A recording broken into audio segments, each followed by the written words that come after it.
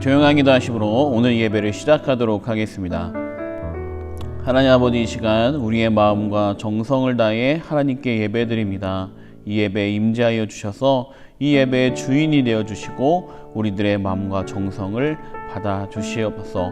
온라인으로 예배드리지만 우리의 모든 것들을 흠양하시는 귀한 제사가 될 수 있도록 이 시간 도와주세요. 우리 사랑하신 예수님의 이름으로 기도합니다.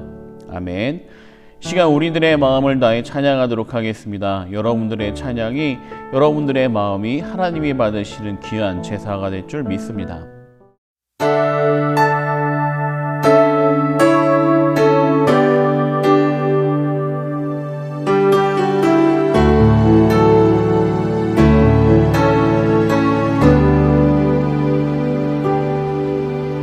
주 사랑이 나를 숨쉬게 해.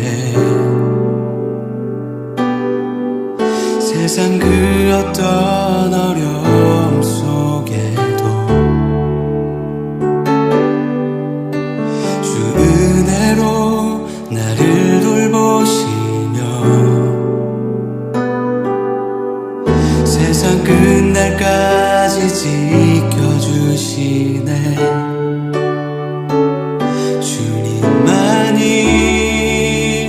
내 아픔 아시며 주님만이 내 맘 어루만지네. 어느 누구도 나를 향하신 주님의 사랑을 끊을 수 없네.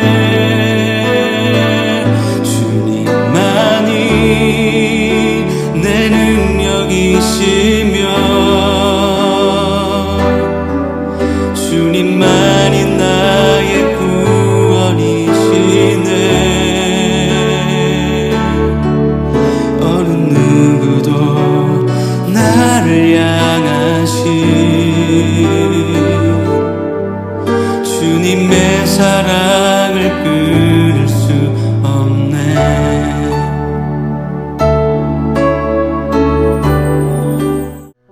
오늘의 말씀은 사도행전 5장 32절의 말씀입니다. 우리 화면에 있는 말씀을 함께 읽겠습니다. 우리는 이 일의 증인이요 하나님이 자기에게 순종하는 사람들에게 주신 성경도 그러하니라 하더라. 아멘. 자, 우리 모두는 다 증인이라고 오늘 말씀이 나오고 있습니다. 자, 여러분 혹시 여러분들 중에, 여러분 주변 사람들 중에 죽었다가 살아난 것을 경험한 사람이 있습니까? 그게 어떻게 가능합니까? 라고 말하는 사람들이 있을지 모르겠지만 실제로 여러분 죽었다가 살아남을 경험한 사람들이 세계에는 존재하고 있습니다. 여러분 지금 화면에 보시면 크세니아 디두크라고 하는 할머니인데, 놀랍게도 이 할머니는 죽은 후 사망 판정 후 12시간이 지난 이후에 다시 살아나는 기적을 경험하게 되었습니다. 밑에 있는 사진을 보게 되면 이 할머니의 죽음 이후 이제는 장례를 치르기 위해 무덤자리까지 마련하고 그곳에 장사 지내려고 하고 있는 와중에 이 할머니가 깨어나게 된 겁니다. 사람들이 얼마나 놀랐겠어요. 여러분, 이런 일들이 이 할머니만의 일이 아닙니다. 제가 말씀을 준비하면서 찾아보니까 많은 곳에서 이런 역사들이 나타났었어요. 필리핀에 보게 되니까 필리핀의 3살 정도 된 아이가 죽었다가 살아난 경험을 하게 되었습니다. 무려 20시간 이후에 다시 깨어나게 된 거죠. 칠레의 페리보르토 카라스라고 하는 할아버지가 있는데, 이 할아버지도 장례식을 치르는 와중에 이 관에서 벌쩍 일어나 살아난 거죠. 사람들이 얼마나 놀랐을까요? 죽은 줄 알았던 사람이 눈을 뜨고서 뭐 하는 거야? 소리쳤대요. 대단합니다. 이런 일을 경험한 게 중국에 있었는데, 중황 할아버지도 이 장례식을 치르는 와중에 다시 깨어나서 건강하게 삶을 살았다고 합니다.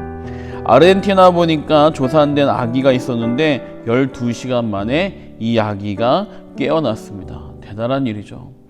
여러분, 이런 일들이 있었는데 이렇게 여러분 죽음을 경험했다가 다시 살아나서 사람들에게 희망을 준 사람도 있지만, 죽었다가 살아난 것을 알지 못해 다시 죽게 만든 비극적인 사건도 있다고 합니다. 이 멕시코에 보게 되면 한 신생 아이가 기도 폐쇄로 죽은 다음에 이 부모님들이 아이를 장례식을 치르기 위해서 준비하고 있는데 이 아이가 살아 있었던 것을 발견하게 된 거예요. 그런데 그 아이를 병원으로 옮겼지만 결국 이 아이는 죽음을 맞이했다고 합니다. 3일 동안 언제 살아난지 모르는 거예요. 언제 살아난지 모르는 아이가 3일 동안 방치돼 있다가 결국 다시 죽음을 맞이한 거죠. 이 네이스 페리스라는 사람은 이 결혼식을 앞둔 신부였습니다. 이 신부의 옷, 드레스를 입고서 이제는 결혼식에 나아가는데 그냥 심장마비로 죽게 된 거예요. 그러자 이 장례식을 치르고 이 아내를 사랑한 이 남편이 무덤가에 찾아가는데 이 무덤에서 소리가 들리는 거예요. 아내의 소리가. 놀라서 사람들을 불러다가 이 무덤을 열고 봤더니 이 여인이 살아 있었던 겁니다. 병원으로 옮겼지만 이 여인은 결국 사망을 합니다. 이 상황을 보게 되니까 손톱이 다 피투성이었대요. 나가려고 발버둥 친 거죠. 이런 일이 브라질에도 있었습니다. 여러분, 이것은 무엇을 말합니까? 사람이 일순적으로 죽었다가 다시 살아나는 경우들이 간혹 나타나요. 이게 뭐냐면 자연 회복 현상인데, 이 심장이 마비됐다가 심장이 멈췄다가 자연 회복 현상을 겪어서 다시 살아나는 경우가 있습니다. 대부분 이 시간들을 보게 되면 하루를 넘기지 않아요. 하루를 넘기지 않은 채 다시 몸이 깨어나서 살아나는 경우가 있어요. 다시 일시적으로 살아난 거죠. 그런데 이 모든 사람들은 다시 죽음을 맞이합니다. 왜냐? 다 사람들이기 때문에 그래요. 내 몸이 일시적으로 살았다가도 결국 나중엔 다 죽음을 맞이하는 거예요. 아까 보게 되면 살아났는데 살아난 걸 알지 못해서 방치했다가 죽는 사람들도 나오잖아요. 뭘 말하겠습니까? 사람들은 다 죽는 거예요. 사람은 죽을 수밖에 없어요. 여러분, 지금 사진에 보게 되면 예수님의 무덤입니다. 예수님의 무덤 앞에 보게 되면 커다란 돌이 이 무덤을 막고 있었어요. 무려 이 돌의 무게는 자동차 하나의 무게만큼 엄청난 무게를 자랑하는 거대한 바위입니다. 바위를 막아서 이 동물들이 가서 사람의 시체를 뜯어먹지 못하도록 그 당시에는 돌무덤을 만든 다음에 앞에 커다란 돌로 막았어요. 게다가 유대인들이 요청을 해서 로마 군인들이 와가지고 그 돌문을 임봉해서 군인들이 지키고 있었으니까 누구도 이 문을 강제로 열 수가 없습니다. 유대인들이 예수님이 부활하신 것은 제자들이 예수님의 시신을 가지고 도망쳤다, 훔쳤다라고 말하는, 이건 절대 불가능한 일이에요. 이 불가능한 이 상황에서 예수님은 다시 살아나셨습니다. 빈 무덤에 다시 들어가지 않았어요. 살아나셨다가 몇십 년 살고 다시 돌아가신 게 아니에요. 예수님은 살아나셨는데 지금까지 영원토록 살아계세요. 왜 그러느냐? 예수님이 이 땅에 사람의 몸을 입고 오셨지만 예수님은 사람만이 아니기 때문에 그래요. 예수님은 원래 존재하셨던 창세기 때부터 지금까지 우리와 함께 하시는 하나님이시기 때문에 그분은 우리를 위해 죽어주셨지만 다시 부활하신 이후에는 죽음을 경험하지 못합니다. 죽음을 경험하지 않습니다. 지금도 우리와 함께 계시는 거예요. 여러분, 하나님께서는 이 그리스도의 부활을 통해 우리에게 말씀하시는 거예요. 죽었다가 살아난 예수 그리스도를 통해 우리들도 내 육신과 내 죄가 죽고서 이제 그리스도를 통해 다시 부활하게 되는 거죠. 부활했다 다시 죽으면 그게 어떻게 부활이 됩니까? 영원히 사시는 부활, 우리의 영이 영원히 구원받는 그 상태로 주님이 계신 거예요. 그러므로 이 중요한 사건, 주님이 부활하신 이 귀한 사건을 우리에게 전하라고 우리를 증인으로 불러주셨어요. 누가복음 말씀을 보게 되면 이렇게 말씀이 나옵니다. 이에 그들의 마음을 열어 성경을 깨닫게 하시고 또 이르시되 이같이 그리스도가 고난을 받고 제3일에 죽은 자 가운데서 살아나신 것과 또 그의 이름으로 제사함을 받게 하는 회개가 예루살렘에서 시작하여 모든 족속에게 전파될 것이 기록되었으니 너희는 이 모든 일의 증인이라. 예수님이 제자들을 불러다가 3년 동안 공생의 생활하시면서 그들을 세우신 이유가 무엇이냐? 바로 증인으로 삼기 위해서예요. 여러분, 우리에도 마찬가지로 주님이 증인으로 불러주신 거예요. 우리가 어떻게 이 시간 예배드리고 어떻게 교회의 일원이 되었을까? 이 모든 게 다 하나님의 은혜인데, 그렇게 불러주신 하나님의 은혜는 바로 우리로 하여금 증인으로 살게 하시기 위해서입니다. 여러분, 어떻게 그러면 우리가 증인이 될 수 있을까요? 믿음이 뜨거운 사람, 뛰어난 사람, 엄청난 대단한 믿음을 가진 사람이 주님의 증인이 될 수 있을까요? 요한복음 20장 15절의 말씀 보게 되면 예수님이 돌아가시고 사흘 후 부활하시는 그날 마리아 3명이 주님의 무덤을 찾아갑니다.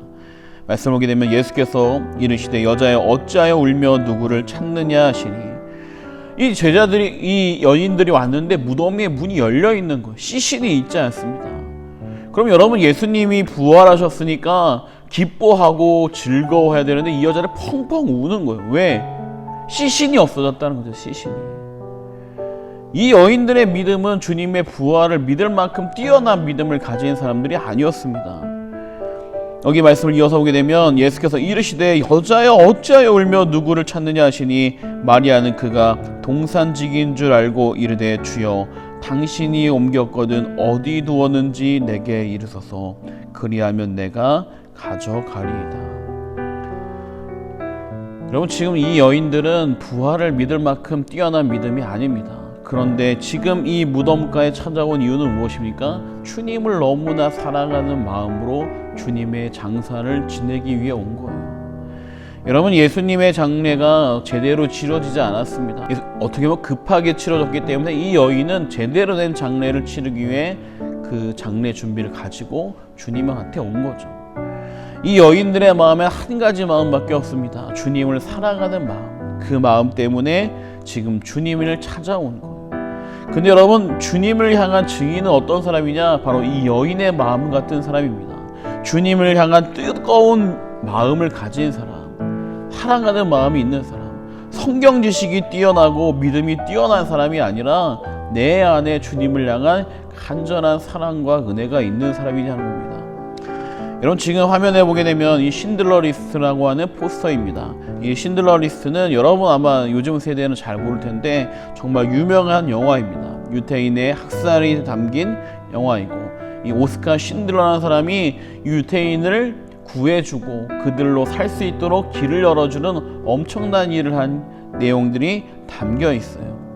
이 신들러 공장에 이 유태인들을 데려다가 일을 시키고 나중에는 점점 그 인원을 늘려서 이 독일의 학대 속에서 구출할 수 있는 길을 만들어주게 됩니다. 그래서 1000명이 넘는 엄청난 사람을 그 죽을 수밖에 없는 그 현장에서 구출하게 되는 거죠. 그래서 그 사람의 리스트에서 신들러의 리스트, 신들러 리스트라는 영화가 만들어졌습니다. 여러분들, 이 신들러 리스트는 어떻게 보면 이 스필버그 감독이 만든 것처럼 보이지만 실제로 이 신들러 리스트라는 영화가 만들어진 거에 대해서 가장 중요한 역할을 한 사람은 누구냐? 바로 레오폴드 페이지라는 사람입니다. 이 페이지라는 사람 때문에 이 영화, 이 소설이 존재하게 된 거예요. 이 오스카 신들러 때문에 이 사람은 부인과 함께 목숨을 부지하게 되었습니다. 어떻게 보면 그 수많은 사람들, 유태인들이 학살당하고 죽어가는 과정에 죽을 수밖에 없던 그가 오스카를 통해 생명을 얻게 된 거죠.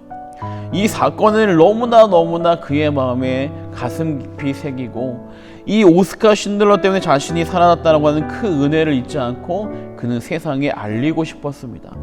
그런데 아무리 많은 사람들이 찾아가서 이 이야기를 글로 써달라고 해도 누구도 이 이야기를 글로 쓰려고 하지 않았어요. 무려 40년 동안 이 페이지는 소설가들을 찾아다니며 글을 써달라고 애원했습니다. 여러분, 얼마나 대단한 일입니까? 40년이나 무려한 거예요. 40년.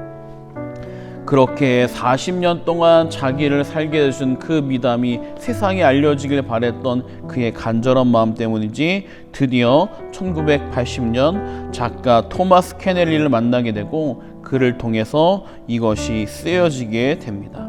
그래서 결국 1982년에 신들러 리스트가 나오게 되는데, 책이 나오자마자 이 페이지는 거기서 멈추지 않고 당시 흥행 제1의 감독, 바로 스필버그를 찾아가 수없이 이것을 영화로 만들어 달라고 요청을 한 거예요. 매일같이 전화를 하고 매일같이 그에게 조른 거죠. 얼마나 대단한 열정인지 이 스필버그 감독은 이 글을 영화로 만들어서 정말 아카데미 수많은 상을 받게 된 명작인 영화 쉰들러 리스트라는 영화가 탄생하게 됩니다. 여러분, 이 영화, 이 소설이 만들어진 배경에 누가 있습니까? 바로 레오폴드 페이지라는 사람이 있죠. 그의 간절한 마음, 간절한 노력이 이 책과 영화를 만들어서 수많은 사람들에게 오스카 쉰들러가 어떤 사람인지를 알려지게 된 거예요. 여러분, 증인은 어떤 사람이느냐? 자기가 은혜 받은 사람을 사랑하는 사람입니다. 이 레오폴드 페이지가 오스카 쉰들러를 얼마나 사랑했길래 40년이 넘게 이렇게 노력을 하겠어요. 여러분, 우리가 주님이 증인이 되기 위해서 우리에게 필요한 것이 무엇입니까? 뛰어난 말씀의 능력, 말씀의 지식입니까? 아니에요. 주님을 사랑하는 마음입니다. 주님을 얼마나 사랑하느냐, 이게 가장 중요한 거예요. 믿음이 부족한 여인들이었는데 아무도 찾아오지 않은 그 무덤가에 제일 먼저 찾아온 사람들이 누구냐? 바로 이 여인들이었어요. 주님의 무덤을 제일 먼저 찾아온 사람, 주님의 부활을 제일 먼저 경험한 사람이 바로 이 여인들입니다. 이 여인들은 주님을 사랑하는 마음이 누구보다 간절했어요. 여러분, 왜 우리가 전도하지 않을까요? 주님을 사랑하지 않기 때문에 그렇습니다. 주님을 사랑하면 주님을 전하고 싶고, 주님을 사랑하면 내가 받은 사랑을 주변 사람들에게 나눠주게 되는 거죠. 여러분 마음 안에 주님을 얼마나 사랑하는지 한번 돌아보기 바랍니다. 여러분, 그러면 사랑하는 마음만 있으면 그에게 전할 수 있는 능력을 주님이 주시는 거예요. 이 여인들이 주님의 시신이 어디냐고 묻는 이 사람이 누구냐? 바로 주님이었습니다. 그들은 주님을 보고도 몰라봤어요. 그러나 그들에게 주님이 전할 것을 가르쳐 줍니다. 여러분, 우리 안에 주님의 능력이 담겨지기 원합니다. 그 이전에 여러분 마음에 주님을 향한 사랑이 온전히 풍성이 있길 원합니다. 그 사랑 때문에 주님을 전하는 행복한 전도자들이 되기를 바랍니다. 시간 기도하겠습니다. 하나님 아버지, 이 시간 이 말씀처럼 우리가 주님을 사랑하는 마음으로 전도하는 자들이 되길 원합니다. 주님, 정말로 우리를 위해 십자가 지시고 우리를 위해 고난당하시고 우리에게 구원의 길을 이루어 주시기 위해 부활하신 그 주님의 은혜와 사랑을 우리 가슴 깊이 새기길 원합니다. 주님, 이 시간 함께 해주시고 인도하여 주시옵소서. 우리 사랑하신 예수님의 이름으로 기도합니다. 아멘. 여러분, 한 주간 동안 잘 지냈나요? 우리 학생들, 지금 오늘 부활절입니다. 교회에 와야 되는데 못 온 학생들이 있는 줄 믿어요. 여러분, 그러나 혹시라도 미션을 다 완성한 학생들, 교회는 못 왔지만 이 미션 카드를 보여주기 원하는 사람들은 여러분들이 열심히 작성한 미션 카드를 핸드폰으로 사진을 찍어서 우리 오정민 부장님에게 보내주길 바랍니다. 그러면 그 모든 것들이 합산되어서 여러분 지금까지 열심히 레이스 달려온 것들의 결론을 맞게 될 겁니다. 그래서 선물 받는 사람도 있고 아직은 모자라지만 많이 나가는 사람들이 있을 거예요. 여러분, 그렇게 열심히 하면 좋겠습니다. 여러분, 오늘 예배, 바로 이 부활주의 17일 예배가 끝나면 여러분들 교회 못 온 학생들은 찾아가서 얼굴을 보려고 합니다. 여러분들 그때 여러분들이라도 얼굴을 만나면 좋겠습니다. 오랫동안 못 본 학생들이 있는데 그때 보고 함께 부활의 기쁨을 나누기 원합니다. 특별히 우리 여러분 기쁨을 나눠줄 수 있는 이 부활주의 선물을 우리 오정민 부장님이 아주 예쁘게 좋게 준비해 주셨습니다. 우리 선생님에게 고맙다고 여러분 인사해 주시고 이 선물을 받을 때 주님이 부활하신 이 기쁨을 함께 나누면 좋겠습니다. 하늘에 계신 아버지여, 이름이 거룩히 여김을 받으시오며 나라가 임하시오며 뜻이 하늘에서 이루어진 것 같이 땅에서도 이루어지이다. 오늘 우리에게 일용할 양식을 주시옵고 우리가 우리에게 죄 지은 자를 사하여 준 것 같이 우리 죄를 사하여 주시옵고 우리를 시험에 들게 하지 마시옵고 다만 악에서 구하시옵소서. 나라와 권세와 영광이 아버지께 영원히 있사옵나이다. 아멘.